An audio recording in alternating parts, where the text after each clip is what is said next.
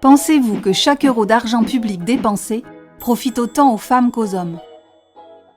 À Bordeaux, l'équipe municipale a décidé de lancer une budgétisation sensible au genre, La BSG, pour regarder à qui profite l'argent public. Un budget n'est jamais neutre. Il reflète des choix politiques, sociaux, économiques et écologiques.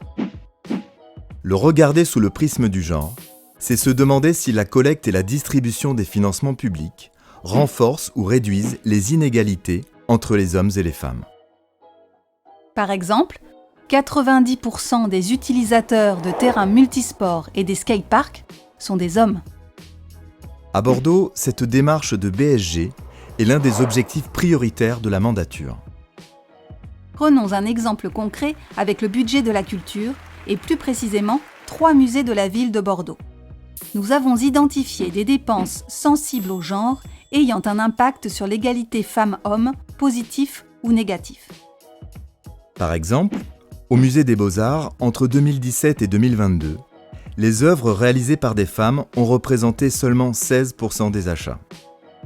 Dans la boutique du musée d'Aquitaine, seulement 3,4% des livres acquis par le musée mettent en avant des femmes ayant joué un rôle historique.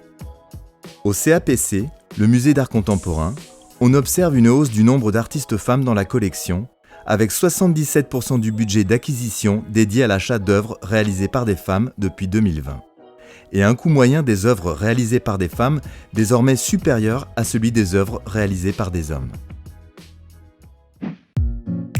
De ce travail d'analyse budgétaire ont émergé de nombreuses préconisations, comme avoir au moins 50% de femmes artistes et intervenantes dans les programmations des musées.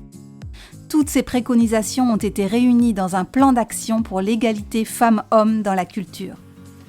À Bordeaux, notre deuxième axe de travail concerne les subventions, c'est-à-dire l'argent que la ville attribue à des organismes et associations pour les aider à mener leurs actions.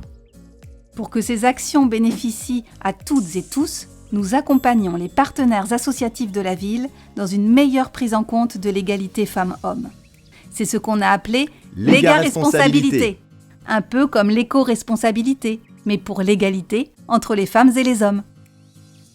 Les associations sont évaluées sur l'égalité professionnelle et la prévention des violences sexistes et sexuelles, les actions égalitaires et la mixité des publics ou des bénéficiaires, la communication sans stéréotype de genre, les partenariats égalitaires et l'égal accès à la présidence des associations.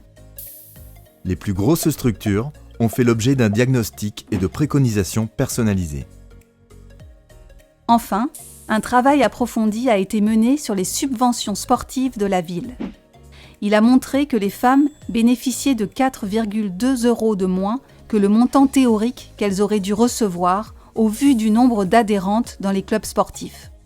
Elles sont 34%, tous sports confondus, dans les clubs financés par la ville. On pourrait donc estimer que 34% des financements leur sont fléchés. Or, chaque subvention donnée ne reflétait pas le nombre de femmes présentes dans les clubs concernés. Cette distribution, historiquement défavorable aux femmes, se devait d'être rééquilibrée. C'est le cas, progressivement, depuis la mise en place de nouveaux critères égalitaires en 2024. Il s'agit d'une démarche récente en France, encore en cours d'expérimentation. La ville participe à un groupe de travail régulier avec d'autres villes engagées dans cette démarche. En résumé, la BSG est un outil puissant pour l'équité des politiques publiques et la justice sociale, l'évaluation du budget et l'aide à la décision en période de contraintes budgétaires, la formation et la sensibilisation à l'égalité femmes-hommes dans les services et les actions de la ville. Voilà. Maintenant vous savez tout sur la budgétisation sensible au genre.